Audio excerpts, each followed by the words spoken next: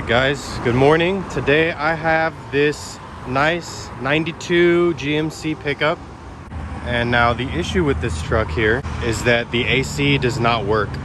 So the AC does not blow cold at all, and we are in Texas and the high today is supposed to be 102. The customer says he's tired of driving around with no AC and he wants to get it fixed. So my job today is to figure out why the AC is not working and to get it fixed.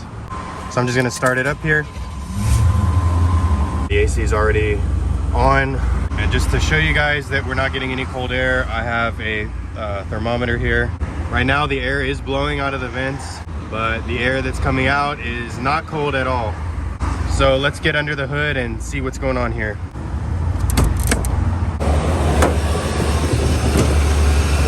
Now, of course, this truck has the motor that you all know and love, the Chevy 350 5.7. First thing I'm seeing is that the compressor is not coming on, the clutch is not spinning.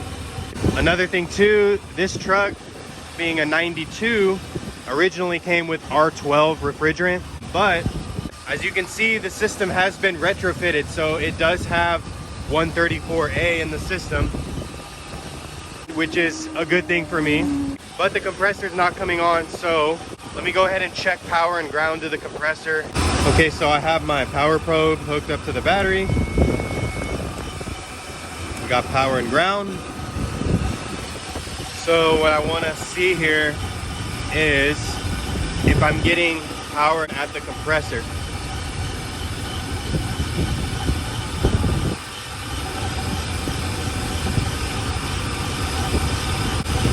Okay, I'm really not getting power here. Yeah, I should be getting like 12 volts here. So I'm thinking maybe the system is low on refrigerant, which is a possibility. Okay, but I've turned it off and I'm just kind of doing a visual on everything. One thing that I'm noticing though, to follow the lines back to the condenser. One thing I'm noticing is the condenser, there's certain spots that they look kind of smashed up. So I'm almost wondering if that might be an issue. Could have a leak at the condenser or something, but what I actually want to do is I want to hook up the gauges to it. So of course here at the shop we have an AC machine, and this is for R134A. I'm going to hook up to the high side service port. I'm going to hook up to the low side.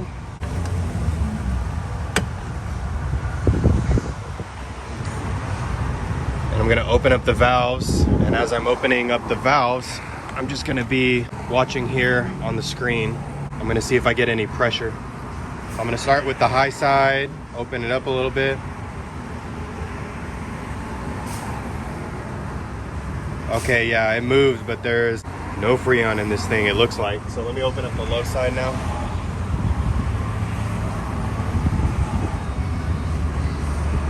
Yeah, so basically we've just moved from a vacuum to atmospheric pressure, but we're at 0. So yeah, this thing's got no refrigerant in it, it looks like. Let me actually turn this machine on. So let me actually jump over here real quick because I'm looking up the total capacity for the refrigerant in the system. Earlier I said it was a 92 truck. This is actually a 91, I made a mistake. But originally, as you can see on the top, refrigerant, 2.5 pounds. It originally came with R12. So on AC systems that have been retrofitted from R12 to 134A, the rule of thumb is that you want to charge the system to 80% of its original capacity. So in other words, the capacity of this system for R12 was 2.5 pounds. So 80% of that is going to be 2 pounds. So for 134A, we want to go ahead and put 2 pounds in the system, and that'll be a full charge. Okay, so what I'm gonna do real quick is I'm gonna see if the system will hold a vacuum. That way I'll know if it's a slow leak that's leaked out or if it's got some big gaping hole in the system somewhere. So,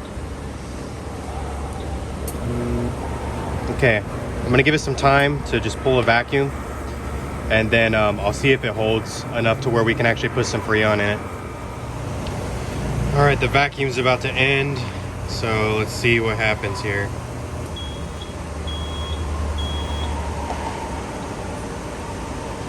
Well, it's not immediately shooting back up. I'm gonna give it like 5 minutes and just see what happens, and I'll come back. Okay, so let me go ahead and try to charge the system and let's see what happens here. So I'm gonna put 2 pounds and I'm gonna put half an ounce of oil with dye and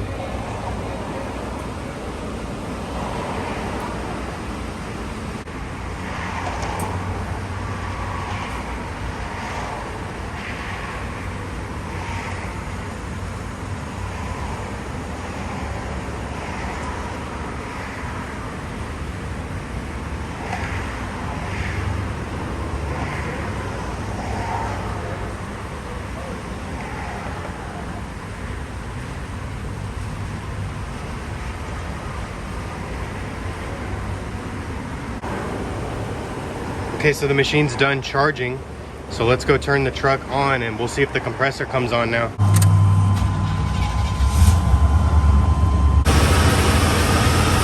All right, check it out. The compressor's coming on now.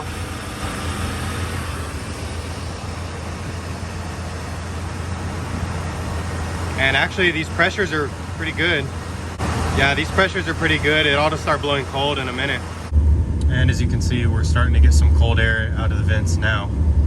So the customer, for whatever reason, he actually thought that his compressor was bad. We know at this point that the compressor is working and that the system just has a leak in it somewhere. So now what we're gonna have to do is look for a leak and find the leak and get it fixed. That way his Freon doesn't run out again.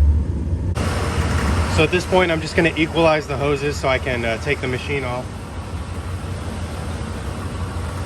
So equalizing the hoses, basically all that does is it takes whatever Freon is trapped inside the actual hoses and it makes sure that it gets into the vehicle. That way you're not undercharging the system.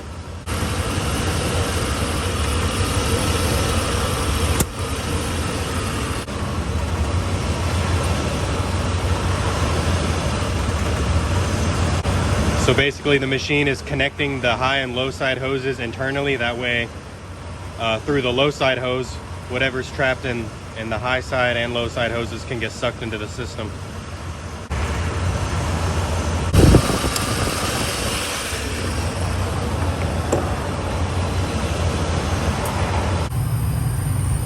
So the first thing I'm actually noticing is a leak right there at the low side port. Yeah, I shut the truck off and I just hear this hissing sound, sure enough. Try to aggravate it a little bit, maybe get it to seal up. There we go. Yeah, we'll need to check more on that in a little bit. Yeah, so I know that low side Schrader valve is going to be an issue, but beyond that, I'm going to follow the rest of the system and just check for leaks. So basically, we just have the accumulator here, and then on the other side of that, it goes into the evaporator. Down here, there's the liquid line that goes from the evaporator and it comes all the way down here and it runs ultimately down there into the condenser up here in the front.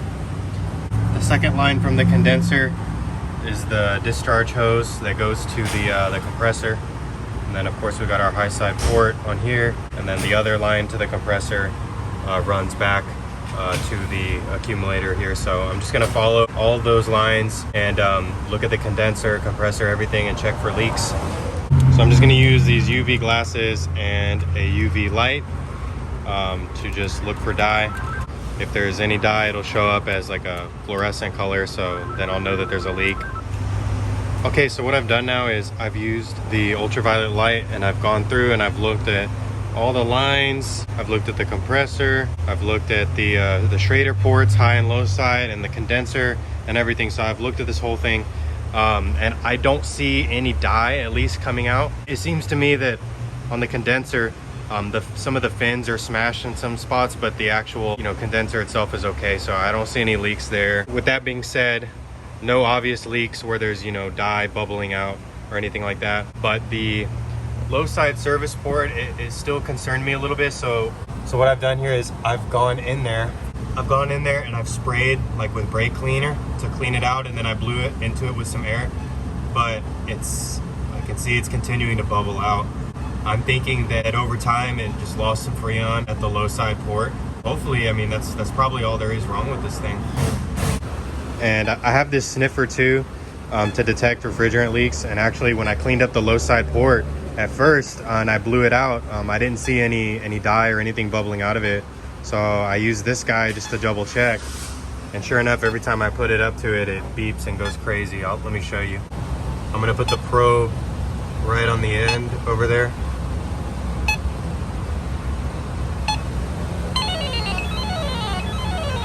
And this thing's going crazy. It's detecting a leak. So I've ran the probe in front of the high side service port and I'm not getting anything, but I'll probably just replace both the high and low side Schrader valves, and then we'll double check everything.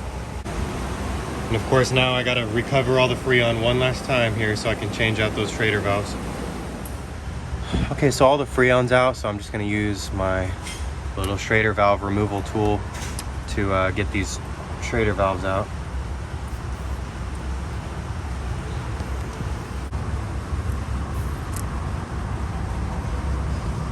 So here's one for the high side. So there's my two Schrader valves right there. I got those changed out already and I got the system charged back up. So at this point, I got the sniffer over here and I can put it up to the port and I'm not getting anything reading anymore. So I'm gonna say we're good to go. And of course, for some reason, these caps were missing. So I went ahead and put new caps on there. These caps just, all they do is really keep dirt and dust out from getting into the Schrader valves. All right, so I just got back from a test drive. I got this thing blowing in the 30s out of the vent, so man, that's pretty good. Yeah, that's pretty good, especially because it's 102 out right now. And the concrete's like 125. All right, guys, well, thanks for watching. I was hoping it would be a little bit more exciting than just a Schrader valve, but hey, you know, you get what you get. So anyway, we got the truck fixed, so I appreciate it. Just let me know if you guys enjoyed the video, and we'll see you on the next one.